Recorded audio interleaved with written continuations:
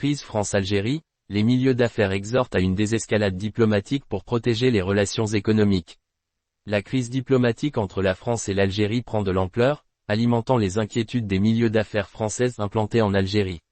Face aux tensions croissantes, les responsables économiques plaident pour une approche plus mesurée afin de préserver les échanges commerciaux entre les deux pays. Le président de la Chambre de commerce et d'industrie algéro-française CCIAF, Michel Bizac, a exprimé son inquiétude le 11 novembre dernier. Selon lui, les récentes déclarations intempestives de certains responsables politiques français risquent de compromettre un partenariat stratégique avec l'Algérie, un marché de 45 millions de consommateurs.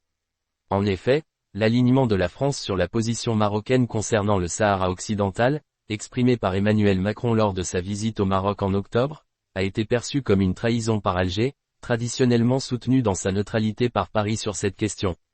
Les conséquences de cette crise se font déjà sentir sur les échanges commerciaux, avec près de 12 milliards d'euros d'échanges entre les deux pays en 2023, dont 5 milliards d'exportations françaises vers l'Algérie. Cette relation économique est d'autant plus cruciale que la France vient de signer des contrats d'une valeur de 10 milliards de dollars au Maroc. Les milieux d'affaires craignent ainsi que les relations franco-algériennes ne se dégradent au point de compromettre la stabilité de leurs activités en Algérie, où quelques 6 000 entreprises françaises sont impliquées dans des échanges commerciaux. Une rumeur récente, relayée par Le Figaro, a semé la panique en évoquant une possible suspension des transactions commerciales entre les deux pays. Bien que le Premier ministre algérien ait démenti cette rumeur, l'incident souligne la fragilité de la situation.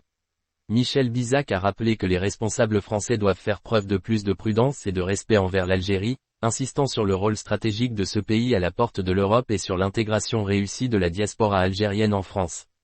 Outre la question du Sahara, les tensions diplomatiques sont attisées par des sujets sensibles tels que l'immigration et les questions mémorielles. Des voix politiques, principalement de droite, exploitent l'Algérie comme un levier dans le débat national, exacerbant les divisions.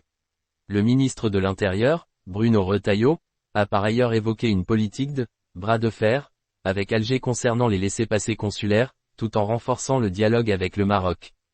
Les acteurs économiques français rappellent que la perte du marché algérien pourrait annuler les bénéfices obtenus au Maroc.